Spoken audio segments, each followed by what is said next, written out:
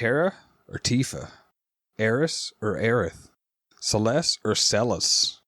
Today on Press B to Cancel. Oh wait, I don't know how our actual song goes because I'm too used to listening to the original. I'm sure Arth would be very proud right now. Yeah. Press B to cancel.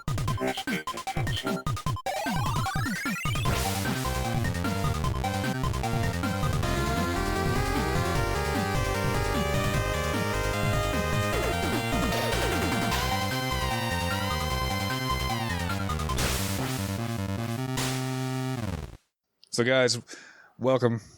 I am Palsh 109. Today we are going to talk about Final Fantasy VI and Final Fantasy VII.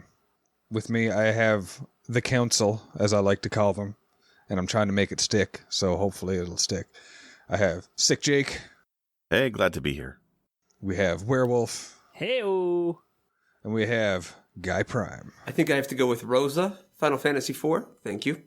Deal. Okay, so, let's just switch that. Let's just go straight into Final Fantasy IV instead. No. Let's talk about some Final Fantasy VI and Final Fantasy VII today. That's, I think we're all, for the most part, Final Fantasy fans in here, in the council. Anybody want to argue against that or state against that? We won't hold it against you. Okay. I am, but depends on the game. Yeah, that's fair. Okay, so let's just try to talk a little objectively between the differences between 6 and 7. There's been a lot of, debate on what is the greatest Final Fantasy game, and 7, of course, is at the top of most people's lists. For me, it's not. Just for argument's sake, mine personal favorite is 4, but I think the best game is 6. How about you, GP? I'm with you. Final Fantasy IV, actually my favorite. Yes, I think I do have to give a bit of an edge to Final Fantasy VI over 7. Edge is in 4, not 6. Oh, God, that was good. Well done. Okay. How about Jake? As a kid, I used to love the Final Fantasy games. And I like to say that I still like them. But I tried playing 7 recently, and I tried playing 4 recently. And I hit a wall on 4 where I just so dissatisfied with it. So I don't know if I'm still a fan of the series anymore. That's fair. I mean, I went through 7 and I was kind of a little bit of a grind for me, but I rushed through, so it could have been a whole lot worse. How about you, Werewolf? 4 is my favorite out of the franchise, but I know it's not objectively the best, and from the ones I've played, I got to give that one to 6 over 7 for sure. So I think we're pretty much on par with it here. Jake's kind of got the same feelings as me here for 7, but in my research now over the last couple of weeks, just trying to prepare for this podcast episode here, I kind of got a lot more respect for the things that 7 has done. I mean, I had a lot of respect, but it's kind of cemented now. So 6 is a lot of stuff. There's so many things about it that I can talk about for days and days. It's, like I said, it's not my favorite, but it might as well be my favorite because there's so much great about it. 7, I think, is great for different reasons. It became what made role-playing games in North America socially acceptable. They added things into it that made a role-playing game just not, turn-based combat and nothing else. There was cool, badass badass FMVs. There was mini games, there was different systems and stuff that you could customize more, and it was a little bit less glitchy than, Final Fantasy VI, at least as we saw it as 3 in North America. What's some of your earliest memories of either 6 or 7? I just wanted to see which ones pop out more. So what would you rather talk about really quickly, GP? Okay. I'm going to talk about 7 because I want to embarrass myself with a quick story. I got the game and my PlayStation 1 for Christmas, 1997. I started off, did not know that I needed to have a memory card, so that was fun. We figured that out eventually. Fast forward, I'm addicted as fuck. I think I made that mistake. To Final Fantasy VII. I get to the Temple of the Ancients. I don't realize that the clock, you have to use it as a bridge. So I'm trying every combination of every fucking time and then going back through the rest of the temple trying to see if anything has changed. Spent 65 hours alone in that temple and wrecked the rest of the game as soon as I got out. Are you trolling with us again? Nope, or- that story is 100% true. Now, the second time I played it, I went back and got all the materials, but by the time I got out, I'm like, fuck it, I just want to beat the game. But 65 hours in the Temple of the Ancients, even today when I go back and replay it, I have to mute it because I cannot hear that music anymore. Yeah. Ouch. Well, dedication. Damn. I appreciate that one. Werewolf, how about you? Which one stands out to you right now? 6. It's gotta be that opera. Oh yeah, I'm not going to argue with that. If there's a standout moment in either of those games, it's the opera. You don't even need to talk about it really, Wait. because it's just like one of those things. Really, You're though? just like, oh, I'm not going to be rude here because you guys just let me tell my story, but not the Kafka battle. That's not what stood out. No, the first time you're going through that game, especially back then, when yeah. and now when you're playing through it, when you understand the limitations of the hardware at the time, the fact that they still managed to make an opera segment that actually felt kind of like it was like an actual opera that you're just watching in 16-bit, that is impressive as hell to me. Yeah, agree. And Yeah. the fact that all the lyrics fit with the sound and tempo of the music, Okay, yeah. I'll it give you that. it That's did good. such a good job. And little, I don't know, 12, 13-year-old me, I got actual chills when I was watching. I was like, this is awesome. Like, I totally nerded out. I never realized until doing my research either that it's a metaphor for what's going on in the world too. And I was like, oh wow. So that kind of blew my mind Yeah. at 35 years old. So, Jake, how about you? Yeah, I mean, for me, it was also Final Fantasy VI, I think. I mean, I owned the first game. It was probably the first JRPG I played as a kid was the first Final Fantasy. And I borrowed the second from my friend all the damn time. So when the third was coming out, I saved my pennies and I wanted to get it. But that cart was expensive, and that's my most vivid memory of that game. Well, okay, so in Canada... I don't have enough pennies. Hey, man, Canadian poor. But up here, we had a store called Consumers Distributing, which is an interesting store. And the way it works is you walked in, it's like a warehouse type store, and a small front area, and you fill a little index card with the number of the item you want. So I went in there as a kid, and then I put the number for Final Fantasy 3 on the paper, and I hand it to him. He rings it up. It's $90. This is Canadian, but $90 for the 90s. It's an expensive cart. And then it comes out on this little conveyor belt, and it just flies down, and then they hand it to you. It was a very odd experience. That's how I bought video games in the 90s. And That vaguely reminds me of Toys R Us when I was a kid. or were they similar back then? Back then, we would go into Toys R Us, at least for like big ticket items or expensive items that were small, like video games, bikes, that sort of thing. You'd go over to where you wanted it, find the tag for it, pull out the paper, take it up front, ring it up, and they'd send it out on a conveyor belt after you purchased it. You'd have to take it over to the counter for getting your item, come out on a conveyor belt, and you're on your way. It's such a weird contrast to today with Amazon, where shit like that gets dropped to my doorstep. So, Yeah. Yeah. but yeah, like you, the sounds music in Final Fantasy VI is the absolute standout. And for me, it was the various character themes, which I'm sure we'll talk about. But I love the music in Final Fantasy VI, and they're so impactful. I mean, I like 7 too, but 6 was my standout memory. I like that.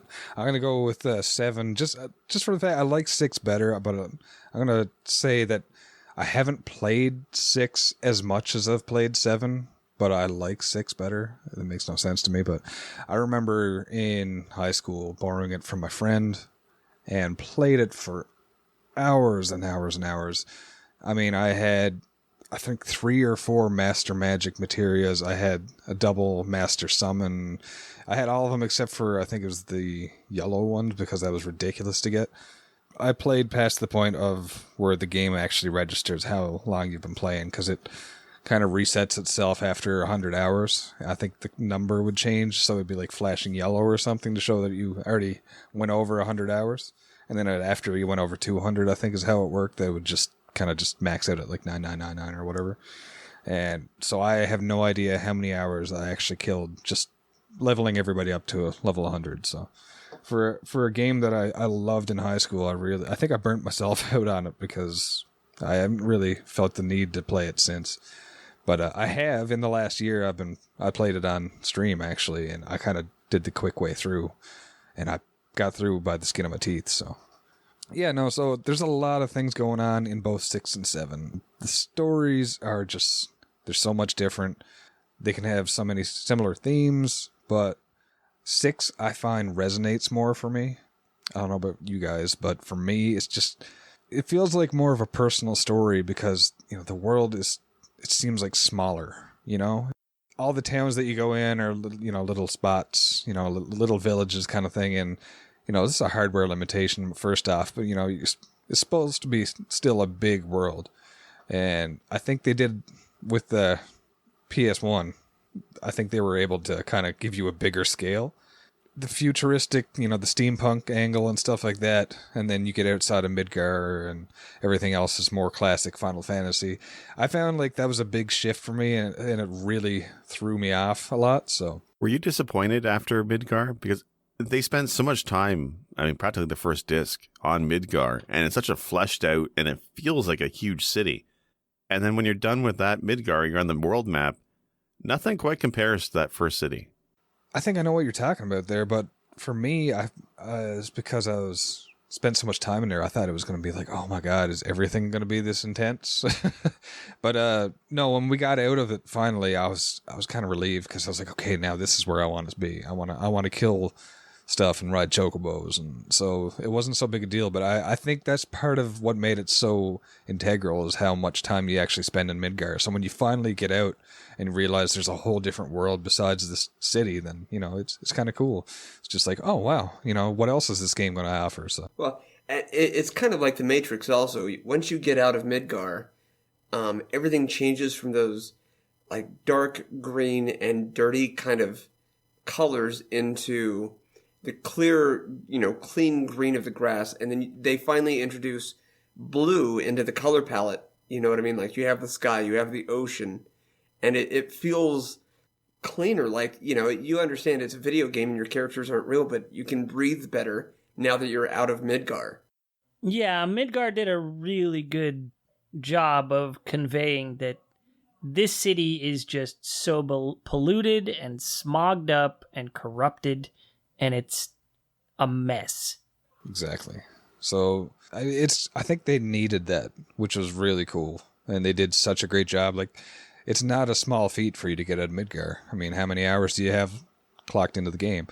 It starts a whole lot faster with Final Fantasy VI. You jump in, you don't know what's going on. They get your attention in similar ways. You start out the beginning of 6, controlling Terra and the Magitech Knights there, and she's going, you don't know what's going on, and you get so many questions, and all of a sudden in 7 it's the same thing. You're about to blow up a reactor kind of a deal, and you're like, what's going on?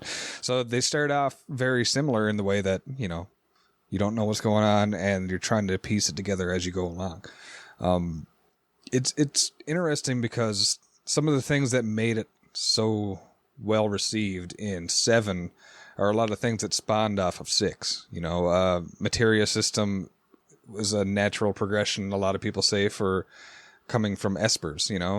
There's a lot more strategy involved. It was a lot more polished, obviously, but they had so much in common with each other. Espers were basically permanent materia. You could learn your spells, keep them, but materia required you to strategize more. So, like, that's something in its favor for 7 that I really never thought of before. Materia had strategy in, materia choices as well as materia synergies.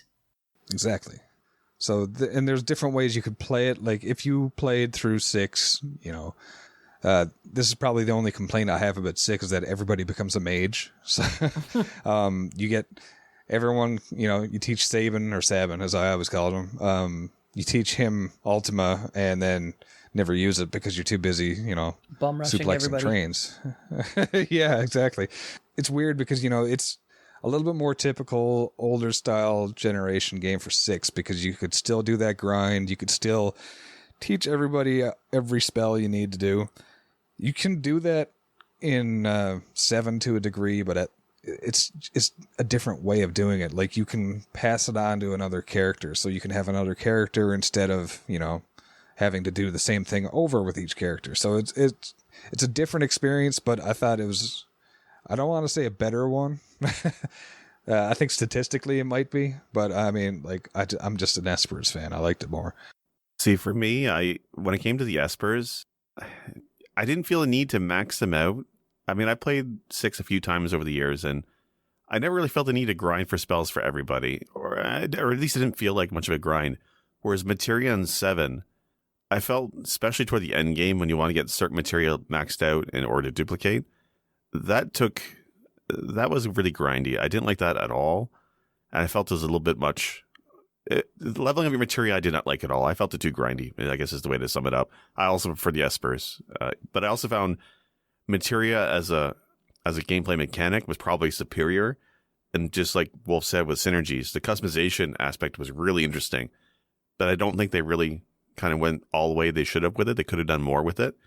The best example of materia, I think, being done well is a game called Path of Exile, which they do their skills similar to materia, where you can take a fire-based skill and attach, another gem called Split. Suddenly that fireball splits into 2. Or you can attach an ice effect to that fire spell. Suddenly it's an ice fireball. Like, that kind of mechanic in Path of Exile is something I really wish we had back in Final Fantasy VII, where you could do more with the materia. Yeah, that sounds really cool, actually. Another thing to consider with 6 is, and like the Espers versus materia, is materia kind of took not just the Espers, but also a lot of the relics from 6 and melded them into one function. You want to give an example here for anybody who's listening? Yeah, so there was, I don't remember the names of the relics from 6 anymore. It's been so long, but you'd get a relic that would make it so you'd attack 4 times or something, right? So you'd equip Genji that. glove. Yeah. There you go. So you'd equip that, and then you'd do a big attack like that. And so stuff like that got turned into materia. But then so did the big spell chains, like the big Blizzagas and Firagas and things like that. Those also got dumped into a materia. So it sort of meshed 2 systems that were very broad strokes into one system with a finer brush. So I do think materia on the whole was a much more focused mechanic than Espers, but then you also had a much smaller set of characters. Yeah, I like With that, though, it probably made the game, that's probably what made the game, at least if it wasn't less grindy, seem less grindy, because you were doing things, you weren't maxing out Espers for every single character. You were, the materia could be transferred from character to character in the party, and it would still maintain its level that it had before. Right. And that's the thing, like, it ended up becoming a point where you can pass it off to somebody. So if somebody in your party died, still kind of pissed about that. Spoilers, please. I'm not saying names, okay? I'm just saying. But I mean, there's different points in the game where your characters leave. Like, Eris is gone at one point, maybe forever, maybe not, you don't know. Cloud is the main character, arguably, of the entire game, and, you lose him.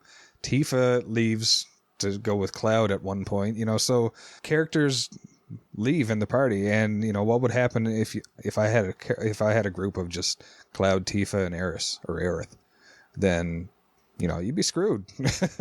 But you can take their materia, put it on another character, and go, and it's not like a game changer anymore. So you can you have to adjust to it, but it's not going to like ruin your experience. It's kind of like you would lose characters in 6 as well, especially when you have to get them all back in the World of Ruin later on. But at the same time, it's a little bit different because, you know, the way the leveling scaled, you know, if you grind it ahead of time, everybody else that you get further down the line are kind of on par with who you already have. It's a little bit, it's a lot more lenient, but it can be a lot more grindy depending on how you play. So I want to interject and just kind of make a point here about both Final Fantasy 6 and 7. I know we're contrasting them, but in one way that they are the same. I think they are the two, in my opinion, of the kind of classic series, we'll say up to like 9 or 10, the grindiest of the games. But I find that the grind in both of the games is entertaining. 6 for its own reasons, you know, you can just make everybody a mage, like you said. But with the thing about 7, the reason I like 7 so much, and here we are halfway through the show, I'm considering changing my camp and saying Final Fantasy 7 because now I've got an urge to play it. But the thing about the materia system is if you know what you're doing and you know where to go and you know what to equip and how to equip it, grinding is not that bad. There are weapons and armor out there that will give you twice and triple the, AP or whatever that goes toward that. Or there are areas where you don't get experience, but you get a buttload of AP. And, you know, there's likewise, similarly again in 6 and 7, parts of the game where once you get to this part, you realize there's nothing that you have to do. You can just go and grind if you want to. And to me, that's brilliant. They leave you the open window and they say you have access, you know, now to the entirety of the world. Go explore, find out how to do this, or spend, 200 hours doing it, or don't. It's completely up to you. But for as grindy as both 6 and 7 can be, I don't get bored with that part of the game. I get bored with other parts of the games, but never the grind. And I think that's part of the brilliant thing about them. The one thing with the grind for Final Fantasy 7 specifically is, especially toward the late game, you want to use the summons to nuke everything when you're doing fast battles. But it's not as bad as 8. But 7, those summons are really long. How'd you find those?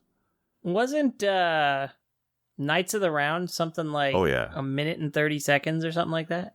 Unless you do dual cast Quadramagic, and then it's all afternoon. It's 4 times, yeah. So no, you're right. They're very cinematic, and they are breathtaking, and for the time, beautiful. But yeah, once you spam them, 4 times in a row, twice, they lose their charm. You're exactly right. Yeah. Like Bahamut, can you please stop blowing up the earth and give me a short one, please? Just spit your vampire ball. But when you're 14 years old and you have an opportunity to see Shiva 8 times, you use that. Oh, baby. Thank you. All right. She's still my favorite to this day. Now I'm going to be thinking about Shiva for the rest of the episode, so thanks there. Okay, so I don't know where to go from here. Let me take it for a moment. I'd like to say that, I know I ruffle a lot of feathers because I talk a lot about how I'm not the biggest fan of 7 when 7 comes up. For everything it gets right, and it does, it gets a lot right. The biggest and most important shortcoming for me with that game is it is a 90-hour pity party. I can't deal with that much. Don't get me wrong. First time I played through the game, I was enthralled. Everything was awesome to me. It was a wonderful experience. It changed how RPGs were presented and what was expected of JRPGs. Great, but it's just 90 hours of constant sadness. No, my story's sad. No, my story's sad. And yeah, there's the little bits of quirky in there, like you can make Cloud and Barrett go on a date at the Gold Saucer. But, I mean, there's never a moment that's like, yes, this is awesome, It's always just like, God, everybody's so sad. Cloud's whiny, too. Just emo whiny. Yeah, I don't disagree with you except for one part. I will say I think the weakest part of Final Fantasy VII is Cloud and his story. Everybody else's stories make some sense and all that kind of stuff. But there's a lot of big question marks that aren't very cohesive with Cloud. And he's so angsty and not a great leader. But he's the protagonist. But the one thing I disagree with you the most on what you just said, Werewolf, as you said, one of the weaknesses there compared to 6 is how sad everybody's story is. Final Fantasy VI has the most heart-wrenching backstories. Setzer, Cyan. There has never been a more tragic story than Cyan's story, if you ask me.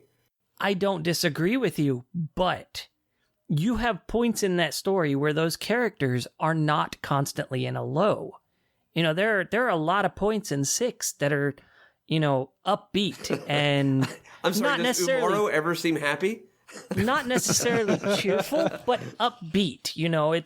It's a moment that's not about the sadness. There are points that are like, crap, we got to get this done. This is, this is awesome. This is epic. This is amazing. This is adventure. 7 never felt like adventure to me. Oh, see, I thought there was plenty of adventure, but you're right. Even going into the final battle, Cloud is like, well, here we are. Guess we should Let's go. mosey. Yeah, let's mosey, yeah. Yeah. So I agree. He's not the most effective protagonist, and I do find that to be one of the bigger weaknesses of 7. You brought up 2 good points there, both of you, actually. And one, I want to address one real quick because it's the quicker of the 2. But I want to say, I think 6 has an advantage on being a lot more positive and upbeat, considering the graphics and the overall art, because it's pixel art. It's cartoony. It's limited. They're trying to go for something more serious with 7. They're trying to make it more dark and gloomy. So I think you're totally right, though. Everybody's always on a down note. Sid was a cantankerous old geezer because he never got to go to the moon. Vincent was beating himself and braiding himself and locked himself in a coffin because he couldn't save the woman he loved. Everybody has this heart-wrenching story, and these are the reasons why they're fighting. But not so much Sid, but everybody has a reason to go against Shinra. Everybody has a reason to stick around in 6 because they all want to save the world from Kefka, because everybody has a reason behind it. Cyan, like you said, well, this is probably the most heart-wrenching, and I never realized it until now, but yeah, that's He's trying to go for that. So all this stuff, I think, with the art is what I'm trying to get at, is that, the graphics of 6, where they're more chibi style, they're more cartoony, they're more pixel, as opposed to trying to go for something more serious with 7. I think that in its favor there, because it kind of makes the lighthearted moments more light. And then you kind of have to use your imagination more for when things get darker. Because, when I was a kid and I saw Kefka coming, I was like, oh, this guy's a fucking asshole. And I didn't like him. I was just like, he's a good just a villain, joker. man. But he's bad. He is. Yeah, but exactly. But I didn't respect it as much as a kid. But now that I look at it, I'm like, okay, you have that theater in your mind, like GP says. And, it makes you think about it and say, this guy is crazy. He's not just wearing clown makeup and just kind of nuts. He's a pure villain. With the art style, you have to kind of fill in the blanks, is what I'm trying to say. But see, in 7, you don't get the quite so quirky relationships that you get in 6. You get the, they all have sad stories. Let's take Gao, for example. Poor kid, he grew up in the wild. He was basically raised by wolves and, never knew his parents, speaks poorly. He barely speaks. But his relationship with Cyan and Sabin, it's not only heartwarming, it's also hilarious. Yeah. They took a sad character and made him not make you go, God, this poor kid, this poor kid, this poor kid. You know what I mean? I don't think Gao's a sad story. I agree. You have this kid, he goes out in the wilderness, he's battling monsters, he's basically a Pokemon trainer. Everybody praises Ash and Red and Pokemon as this great character. Gao is Ash. Here's exactly why Gao Gotta thou 'em all. So, oh my god. Okay, it's not that Gao is fighting the monsters. He's living amongst them, learning their stuff. And then once you feed him beef jerky, that's all you have to do to get him to turn on them. Because then he will go and kill everybody he just ran with. He's a liability is all I'm saying. You better hope nobody else has beef jerky or your whole crew is gone. I'm scared of Gao now. I love Gao. Thanks. I love Gao, but you're right. There's that tragic thing about, being separated from his parents and living in the wilderness. but he's never a character that feels bad for himself. Cloud feels bad for himself every moment of every second, even when staring at Tifa. He's like, I'm sad that you're hot. And if I'm... My favorite character in 7 is Barrett, because as sad as he is, and as sad as his story is, he's always trying to find the silver lining. He's always trying to be upbeat. He's trying to raise Marlene to not see the world as the piece of crap that it is. Or at least identify the pieces of crap instead of saying everything sucks, being able to be like, no, it's just Shinra. Everything else is cool. Barrett's always angry, though. He's angry because he feels the need to fight for his child. It's a righteous anger.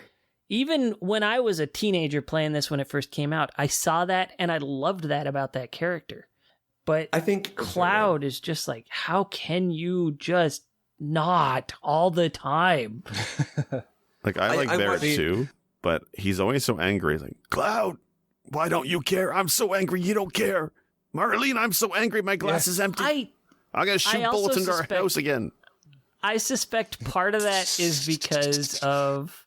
I think some of it is just how much anime style they rubbed on the story, but I also think part of it is translation.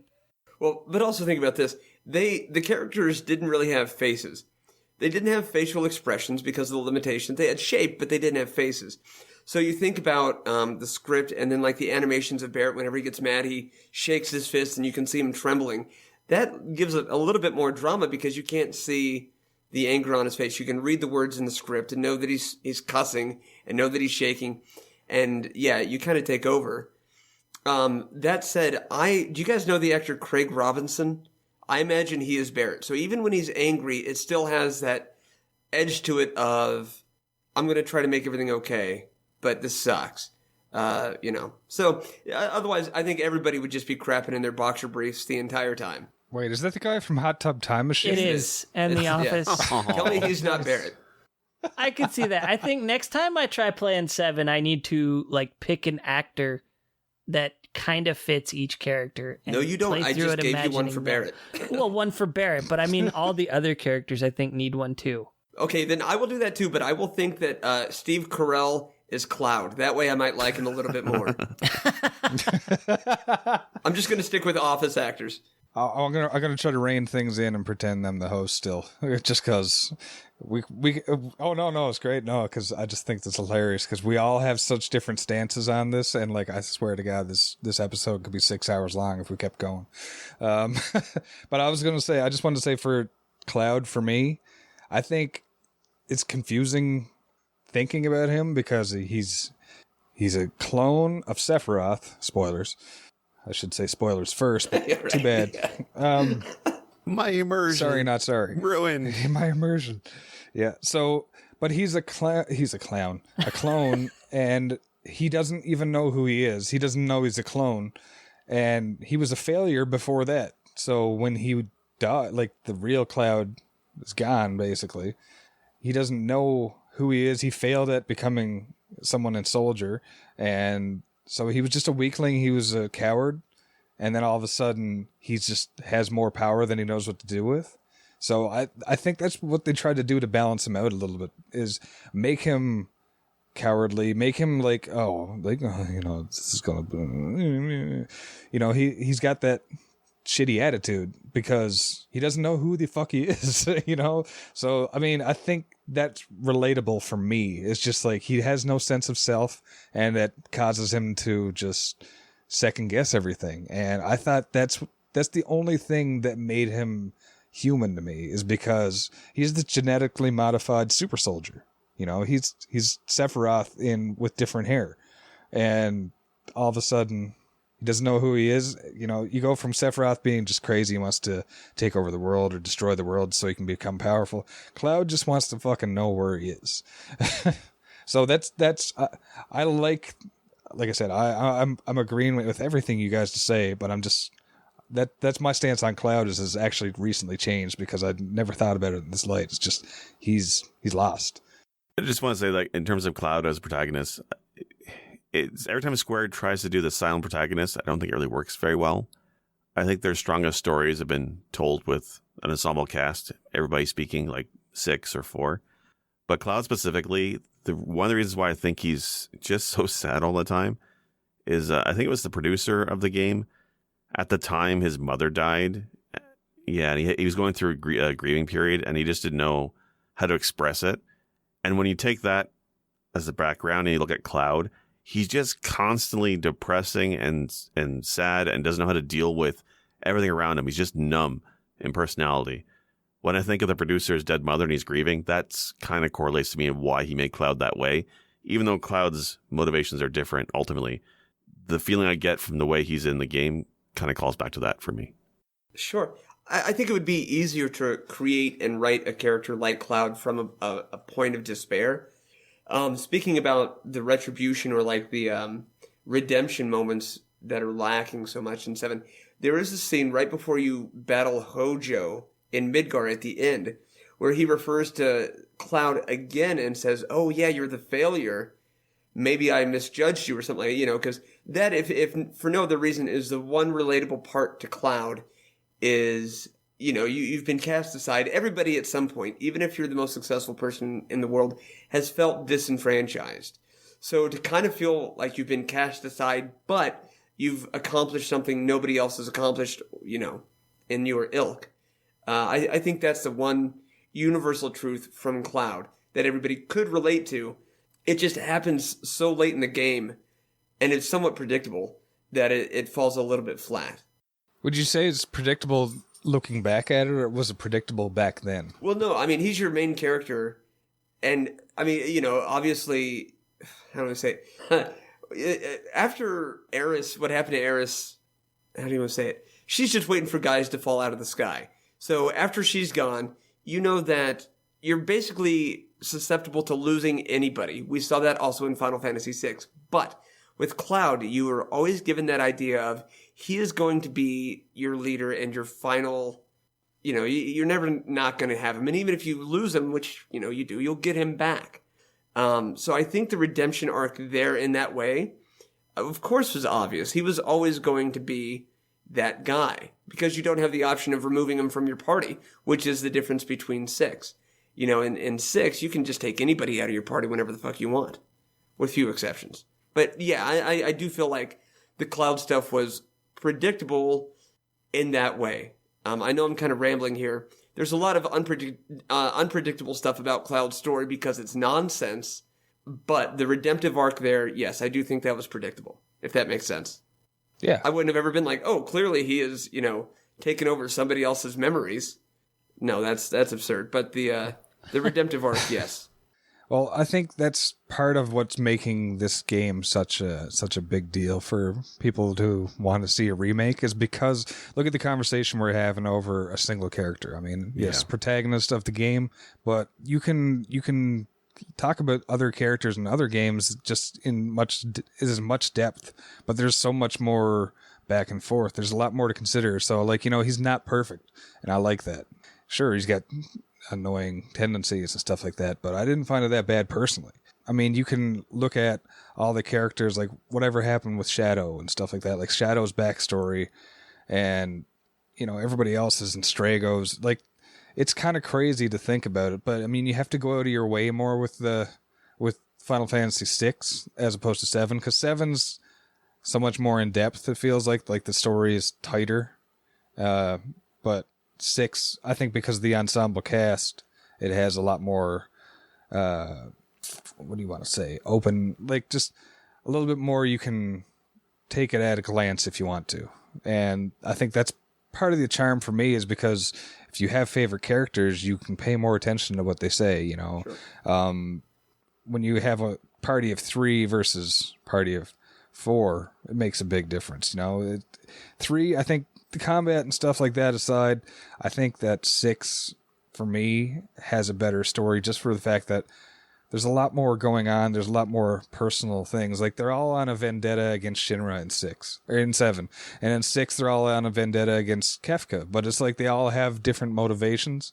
But 6, they're not all trying to save the planet. They're all trying to save each other, for me, I mean, they are trying to save the planet. Yeah, but for me, the two villains, I mean, it's Kefka is the one wearing the boxers, and Sephiroth is wearing these, dainty silk briefs. They don't compare. Kefka is just a maniacal, like Joker-esque, crazy son of a bitch who actually destroys the world. Like he scorches the earth. And like the latter half is in a desolate wasteland basically because of Kefka. Sephiroth has mummy issues, right? I never got the appeal of Sephiroth.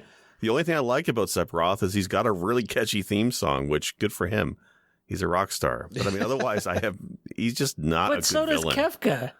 He has a good theme too. Kefka has even better but one. he has the actions to back up how crazy he is. He's a great villain. I love him as a villain. Yeah. I think Kefka is probably the greatest villain in the Final Fantasy games to me. So that's the ones that I've played. I think so. He's up there. No, Who else would I be agree up there? with that. I agree with Golbez? that. If we're talking about the series, Golbez is rad. Oh, he's rad. Yeah, don't get me wrong. Also with has that. an amazing theme song. That I have to disagree with that to the point to the extent that it wasn't really Golbez pulling the strings there. But that's an interesting point. Let's look at this. And not talking about 4, but talking about really a lot of these Final Fantasies. You start off thinking the bad guy is one thing, or one person, the Empire, Shinra, Golbez, and there's always this big reveal where it transitions to, Zemus or Zeromus or whatever, or the, Kefka. Oh, I'm not saying Squaresoft has always nailed the transition to like who's the big bad to who's the actual big bad. Oh, no, I'm saying... mean, look at Final Fantasy IX. Like, you spend the whole game doing one thing, and then you get to the tail end, and it's like, I am Big Crystal Floating Head. It's okay. Yeah, no, I'm saying I just now realized that, like, who's a better villain here, Shinra or the Empire? Well, who cares? But Who's a even better villain, early Kefka on, or Sephiroth, Kefka was manipulating the situation constantly. He was pretty regularly the bad guy you dealt with. He was part of the Empire, but he was the worst of the Empire, Yeah, even the Empire hated him. Sephiroth's just reading books and lifting weights. Sephiroth was cool. But Kefka, I think Palsh nailed it. He is probably, in my opinion, again, agreeing, the coolest and most interesting. Like the one I would want to see appear in more things. Big Bad. Yeah. And he sounds a lot like Zoidberg. So, as you can see, there's, we've only talked about a couple of things. We talked about protagonist, and for one game, basically, because there is no single protagonist in the second one, even though people talk about, Terra in the first half and Celeste in the second for Final Fantasy VI. There's so many different things we can go on. We can talk about either game for hours and hours. It's amazing to see how much of a difference between this game and that. I thought there was 3 in North America was what we got, is 6. So when Final Fantasy VII came out, I thought there was, 4, 5, and 6 that came out in Japan or something that we never got, because the difference between 6 and 7 graphically, I was like, oh, wow. So, I was trying to find out, and then I found out, oh, wait, no, we never missed on this time. So it was really cool to see, how much of a change, not just graphically. I think they changed, for better or for worse, they changed everything. They tried to make it more appealing for everyone. I touched on it earlier. They added mini games, they had little backstories and things that just stood apart that you didn't see in the other games that they couldn't have done without the hardware. So they tried to make up for, lack of hardware, and I think they nailed it. Has it aged well? No. I think, 6 has aged well, but because, it's 2D, it has that advantage. It's always going to have that advantage. So you're always going to remember the sprites exactly as they are. I think when it comes to a 3D render of something, you're going to picture Cloud in your head closer to what you see in the movies, like in Advent Children, as opposed to the chibi-style guy that you run around on the world map. So I think mentally, you're more predisposed to enjoying the 2D stuff. Personally, for me, anyway. I don't know about you guys. Well, I agree 100%. Like, I forgot how bad the models of Cloud and the party members are for most of the game. In combat, the battle models look fantastic, but the rest of the around the world, especially when you're zoomed in really close, like the opening area when you go on the train there and he drops down, is chibi style, right? But at least where Final Fantasy VI did that, it looked fine. But the low poly, lack of textures, it's such an ugly game. And nowadays, because the res is low and the backgrounds are all low res, it just naturally can't age well because of that. I'm actually looking forward to the remake because of all that. In defense of 7 on that front, as far as the characters' presentation, the higher ups, like the heads at Square, they wanted more of the same in regards to what Final Fantasy looked like.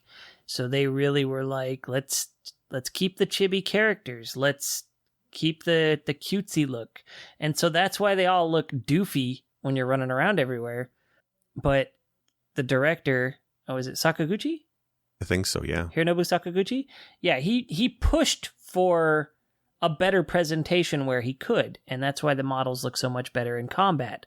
Because in combat, he was able to get away with that, since the characters kind of needed to be able to convey more information as it was. So he wanted the big characters that looked more detailed, like in 8 did, But Square management wasn't having that. They wanted chibi. They wanted what 4, 5, and 6 had done. So on that front, I don't blame the project managers of Final Fantasy VII and the design and all that, because that was management imposed limitations, not so much a design choice. Right. So yeah, that's great points there. And I find when you're switching back and forth from the world map sprites to, the battle ones in 7, I think that kind of is the closest you're going to get for having the same experience as playing 6, where you're always in that, the sprite mode. But when you fight, say, Atma Weapon or Dullahan, where these crazy, crazy detailed sprites are, and then you have these tiny little chibi guys there, you kind of think, like, why is that more realistic? And then I kind of think, okay, so these are more like placeholders in my head. The sprites are placeholders, and you kind of try to immerse yourself, put yourself in there. If you name them after your friends, like I do in high school and junior high, you do that kind of thing. You had, like I said, use your imagination more, and I think that's kind of the closest thing you could do with 7, when it comes to having the cheesy world map versus the cool battle sprites. I think the cool battle sprites were kind of what I was doing mentally in 6. Is like, okay, yeah, this is what I picture them fighting like, So I don't know. It's like Final Fantasy VI. What helped me, because you're right, the enemy sprites are very detailed and look awesome, and they're kind of a bit of a contrast to the chibi characters of the main characters. But what helps me is when you look at the profile screen or like the menu, you get to see those detailed artwork headshots of all the characters. Yeah. And it's completely off the wall, so different than what the sprites look like, but it helps tie things together. Exactly, and I think that's part of what made me picture those in my head. If you guys haven't done that, try it sometime. Anybody who's listening, give it a shot. Like, it's more like, okay, the graphics are dated. Yeah, I don't care. It was made in 94 or 93. This stuff was, I think it's still ahead of its time. Chrono Trigger the same way. The art of these old games, they stand up and they're iconic because, there's more to it than just like poorly drawn sprites for some games. Sometimes everything they do is on purpose. They all have a purpose. And the one thing that helps Final Fantasy 7, sorry to interrupt, is Final Fantasy 7 has the benefit of emulation these days, right? I want to go through it again because I did start it, but there's a large amount of mods for Final Fantasy 7 on PC, including smoothing up the background environments, messing with the music, adding better polygons to the overworld map, just a whole host of different mods you can install that make the game, better against other games in this generation, I guess. It makes it stand up a little bit better. Because some of the stuff in Final Fantasy 7, like for me, it was the lack of textures on some of the monsters. You got to remind yourself it's a PlayStation era game, and PlayStation 1 games are ugly. That's just the way it was, right? But the mods help a lot. It was all brand new technology, right? So, they were still working, they were still pushing the limits, I'd say, back then, even with, lack of textures, right? So, because, a polygon was like one color more than anything. I think if you're a fan of Final Fantasy 1, for example, the argument about how bad the graphics are in 7 is kind of a moot point. And the reason I say that is Final Fantasy 1 was a pioneer for what it was, and it's the exact same thing with 7. If the gameplay is there, and I think us retro video gamers can appreciate what I'm about to say, If the gameplay is there, the graphics are secondary in their importance. Yeah, I'll agree. And to me, Final Fantasy VII is exactly that way. They nailed the gameplay. So the graphics, while they haven't aged well, I think people who complain about that, really the only leg they have to stand on is all of the commercials for Final Fantasy VII showed us the FMV. So we all thought that's how the in-game play was going to look. So when it came out, of course, you're disappointed. But the gameplay was there. So to me, the shittiness of the graphics, of course they matter, but it's not that big of a deal because we already played Final Fantasy 1 and it was the same thing. Great gameplay, but the graphics are, old world. So for me, if I had one complaint about 6, it's probably the battle system for the fact that everyone becomes a mage. If I had a complaint for 7, it was probably the controls, just for the fact that, if you play it, you can't use the analog. So that's something. And it was the way it's screwed up with the skewed on most angles, like your control, your directions are just weird. So it's kind of wonky. So that's like my biggest beef with the game, which is a minor thing, especially seeing as, it's not a platformer. Save us all if it was. But, so if you guys let's try to close it up here a little bit, because otherwise we'll be talking about this for another hour and a half. So any points you guys want to talk about before we shut it down for tonight? Gold Saucer was brilliant. Chocobo breeding was amazing. You know what? The Chocobo part is still the only part that I'd be willing to go back and do in 7. And it's just because that was the part that was most fun to me. Have you played the MMO? Are you talking about 14? Yeah. I played it a little bit. Because they added the Gold Saucer, and the Chocobo racing in that is actually loads of fun. They also have Triple Triad in that as well. I almost consider subscribing to it just to play those. I did both of those things. But, like Final Fantasy 6 versus 7, I gotta go with 6 myself. And that's, like, mechanically, I do think 7 is superior in almost every way. But if I'm going to sit and play a game for 60 to 80 hours, it can't just be download after download after download. Like, to me, 7 is just a constant downward spiral with quirks. 6 is a roller coaster. There's down moments, but they're followed by, let's kick some ass, let's do something awesome. It didn't constantly keep you in a state of despair. You know what? I gotta say, I agree with you. And that's what makes it more memorable to me. I mean, you have, this story about the airship race between Setzer and Daryl, and it was sad, but it was interesting, and it was a cool little backstory for Setzer. The fact that I also kind of respect the fact that 6, you can make arguments for who the main character is.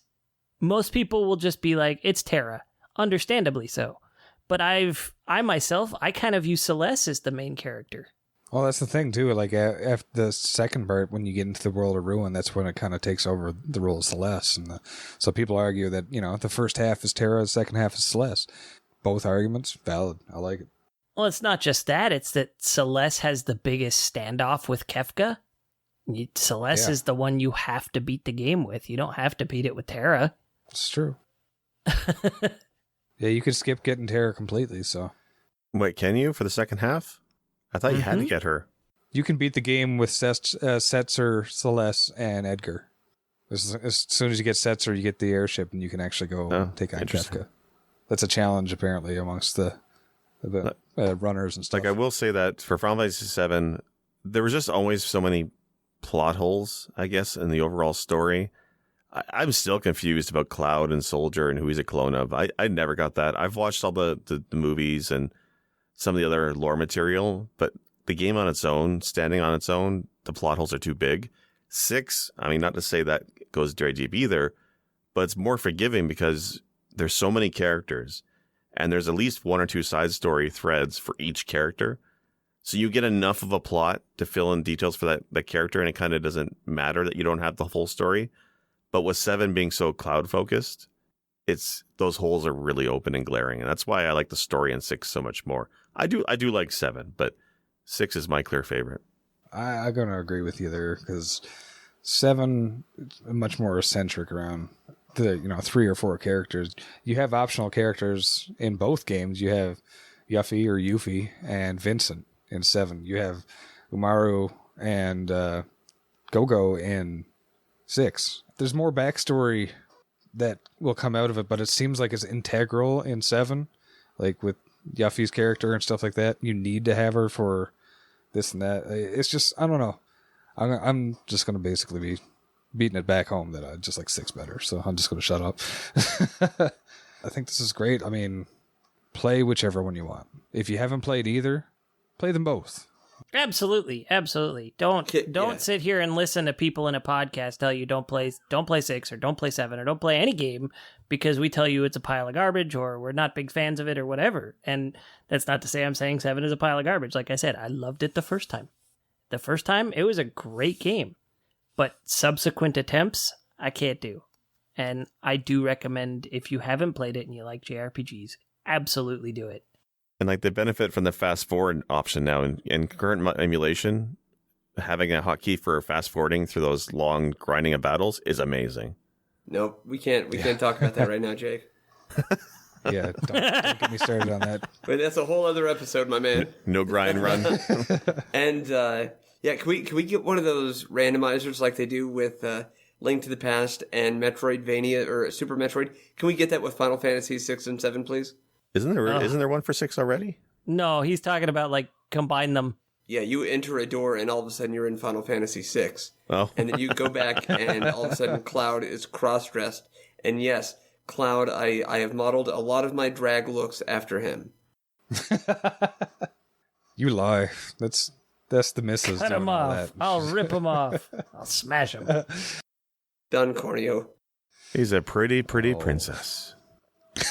He's a pretty. All right, guys. All right, guys. I want to thank you again for. This is probably the most heated discussion we've had yet. So it's the first time we've been talking over each other since like the first episode. So I like it. So I'm gonna give that +10 to energy. Anyways, so ladies and gentlemen, thank you for hanging out here. This has been Press B to Cancel, and hope to catch you next time. And in the meantime, don't mash that B. We got more coming.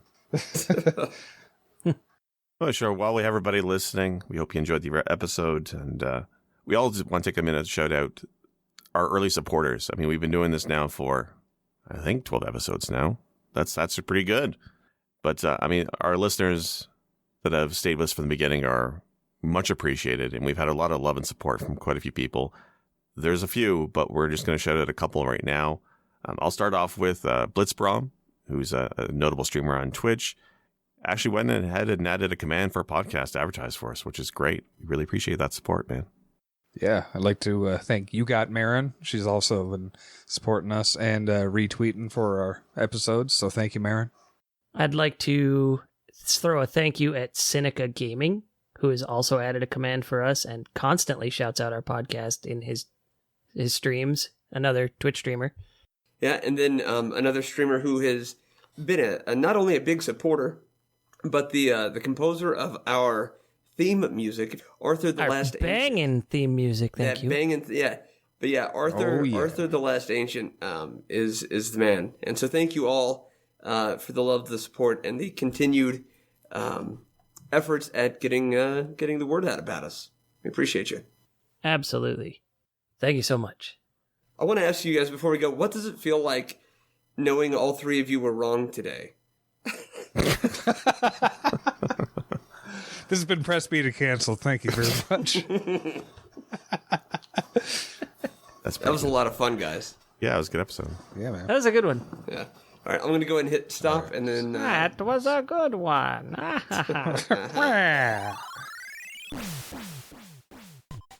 Special thanks for music go to Arthur the Ancient, found on SoundCloud, or The Last Ancient on YouTube. For more episodes, please visit our website, pressbtocancel.com.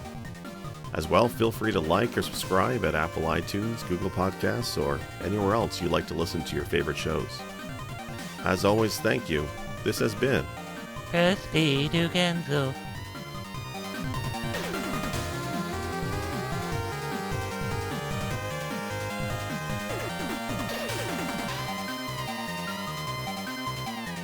Transcript.